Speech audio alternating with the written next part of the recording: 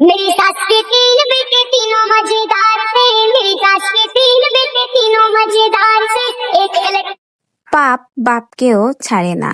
একদিন শর্মিলাকে মিথ্যা অপবাদ দিয়েই আলম হাসান বাসা থেকে বের করে দিয়েছিল, আর এখন দেখুন সেই পাপের এখন সে ফল পাচ্ছে।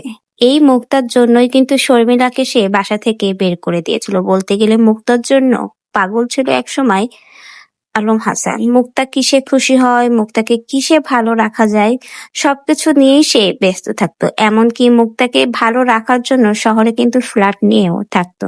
তাদের পছন্দ মতো সংসারটা সাজিয়েছিল। কিন্তু আফসোস, কথায় আছে পাপ বাপকেও ছাড়ে না, কথাটাই যেন সত্য প্রমাণ হলো। সেই মুক্তা শেষমেশ আলম হাসানকে ঠকিয়ে চলে গেছে। এখন সে ব্যস্ত কাস্টমারদের খুশি করার জন্য।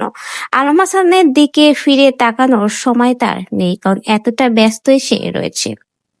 নিজের জীবনকে নিজের মতো করে গুছিয়ে নিয়েছে। এখন আলম হাসানকে বলতে গেলে চেনেই না মুক্তা। কিন্তু দেখুন, কিছুদিন আগ পর্যন্ত শর্মিলা আলম হাসানের কাছে ফিরে আসার জন্য কত কি না করলো। সে বারবার বলেছিল সে সংসার করতে চায়, কিন্তু সেই শর্মিলাকে পায়ে ঠেলে তখন সরিয়ে দিয়েছে আলম হাসান।